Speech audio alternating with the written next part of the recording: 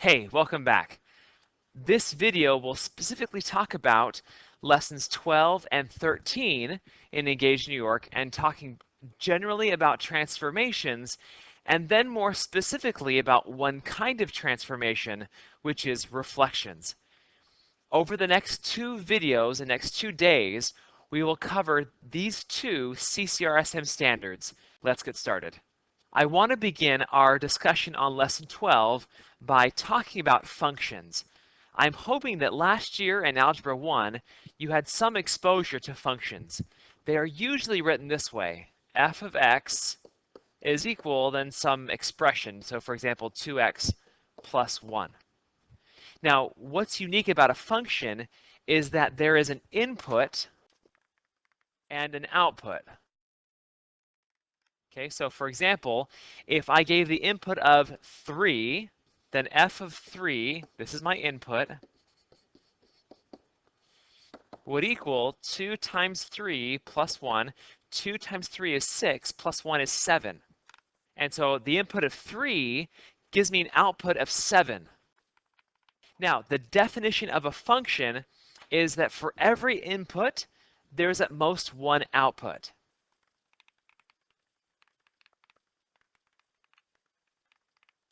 And that is true for this example.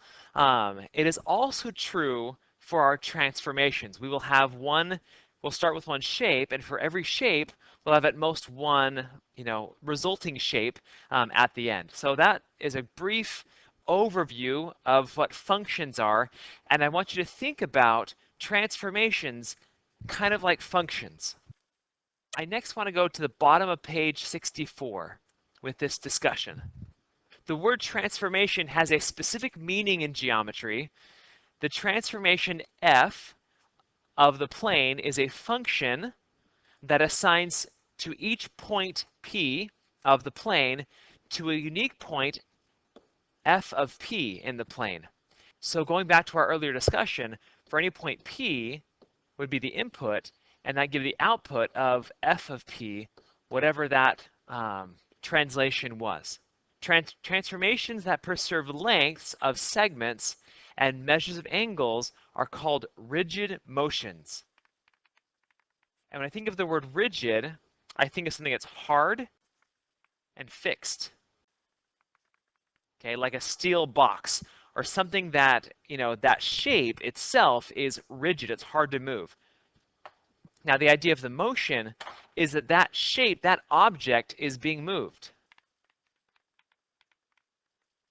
So for example, the steel box idea, that steel box is rigid, but I can slide that, I can turn it, I can flip it over, I can do things with that box, but the shape itself is rigid, it's hard, it's fixed. Now, an example of something that is not a rigid motion is a dilation. Okay, a dilation is an example of a transformation that preserves angle measures, but not the lengths of segments. It would get bigger or smaller. And we'll talk more about dilations in our next module, next quarter. But in this lesson and in this first module, we will work only with rigid transformations. We call a figure that is about to undergo a transformation the preimage, while the figure that has undergone the transformation is called the image. These are two important definitions or words to be familiar with. In this lesson, there are 3 types of transformations that we'll talk about. They are rotations, reflections, and translations. And instead of going over to the next page in Engage New York where there's these pictures of the letter R, I actually want to go to GeoGebra and talk a little more dynamically about what those transformations are. Here's a triangle ABC in the plane, and point D. And I'm going to rotate this triangle ABC, around point D in GeoGebra. So I can pick the triangle and the shape, and it says, okay, what degree?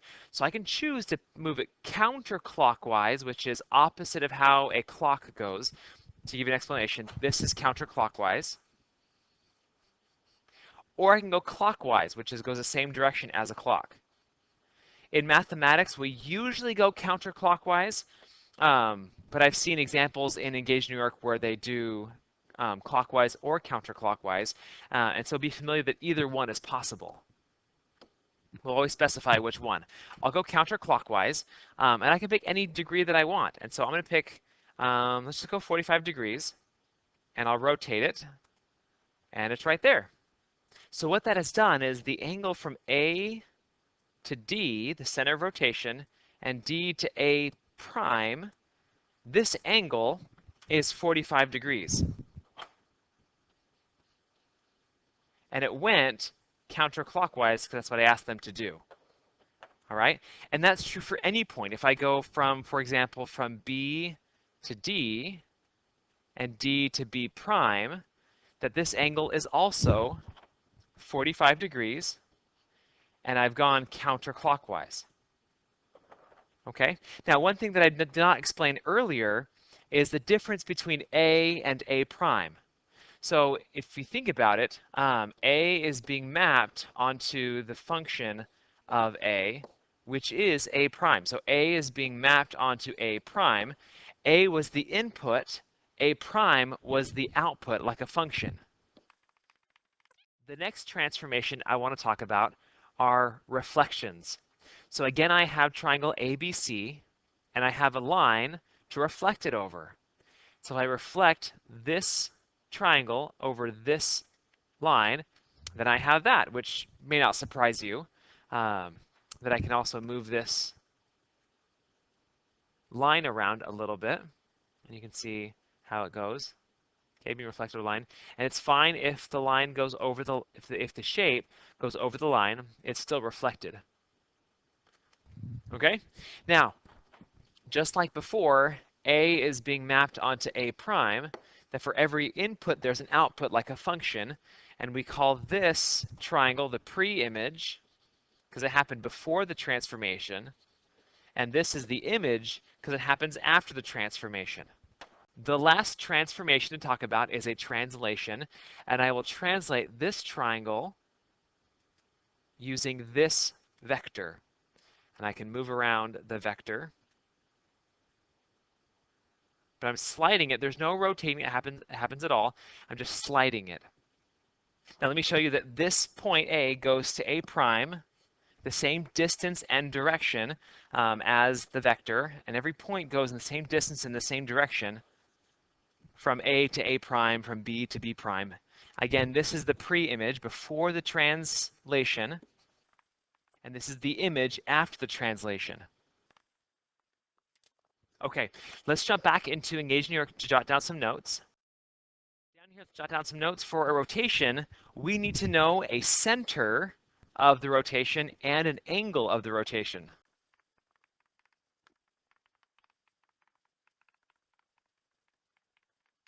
For a reflection, we need to know the line of reflection. And finally, for a translation, we need to know the direction and the distance of the translation.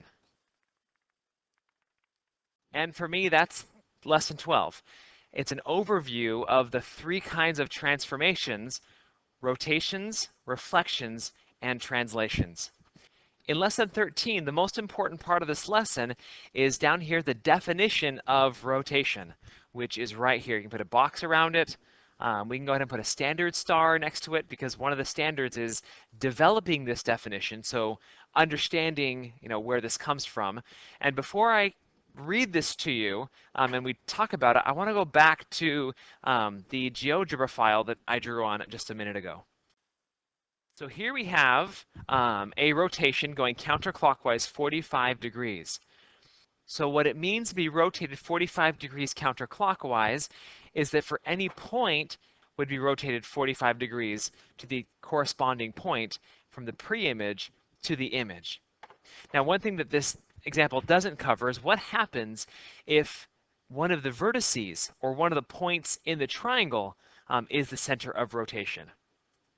If I have, let's have B be the center of the rotation, and let's go something bigger. Let's go 90 degrees.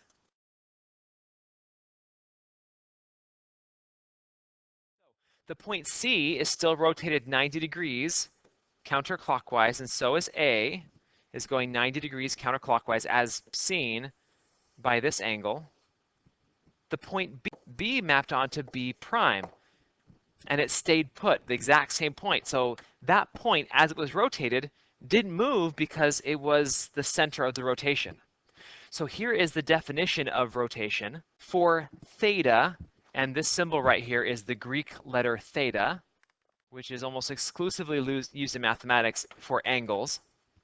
For theta, which is between 0 and 180 degrees, the rotation of theta degrees around the center C is the transformation R sub C theta. So this gives you first the center and the degree of rotation of the plane as defined as follows. For the center point, C, the rotation will map C to itself. So the input C will give the output of C, just like a function. 2, for any other point, P, R sub C theta P is the point Q that lies in the counterclockwise half plane of ray CP, such that Q is equal to CP, and the measure of angle PCQ is theta degrees. Let me give you a picture of that. So here is the point that we're rotating, point P, and the center we're calling C. And just for ease, I'm going to call theta to be 90 degrees, and I'm going counterclockwise. And so from the picture we saw before, I'm going counterclockwise 90 degrees, and it's out here somewhere. And we're calling P prime, we're calling it Q in this definition. Now, Q lies in the half plane of ray CP. So ray CP, it's on the counterclockwise half. So it's on kind of this left half. This left half plane is where it is. Such that, I want some more to kind of clear this away. Such that CQ, this distance right here, is the same as CP. So Q is the same distance away from C as P is from C, which I think should make sense. And also that this angle right here between P, C, and Q, this angle right here, is the same as theta. Okay, and that's exactly what we saw on GeoGebra just a second ago. So now I want to do one more example that's not in Engage New York, because I think it's important that you can also do transformations in the coordinate plane, not just on a piece of paper. So here in GeoGebra, I have triangle ABC, and the center will be point D. And we're going to rotate this 90 degrees counterclockwise. So this point right here, from A to D, is a length of 3. And if I go 90 degrees, then that must mean that A prime is there. Point B, although I could draw it like this, like we did before, it's a little harder to kind of see what that is, what angle that is, without using a protractor. In the coordinate plane, I can kind of rely on this X and Y difference. So I've gone to the left 2 and up 1, 2, 3, 4, 5, 6, 7. Now if I rotate that 90 degrees counterclockwise, then this 2 will now be going up 2, and the going up 7 will rotate over to be going left 7. 1, 2, 3, 4, 5, 6, 7. So D prime must be there. And finally, C, which before went 1, 2, 3, 4, to the right 4 and up 1, 2, 3, 4, 5. If I rotate that 90 degrees, I'm now going up 4 and to the left 5. And so this point right here must be C prime. So I now can connect A prime, sorry, this is B prime, A prime, B prime, and C prime, which is the image of that reflection. Now we can check ourselves, and that is exactly where A prime, B prime, and C prime were.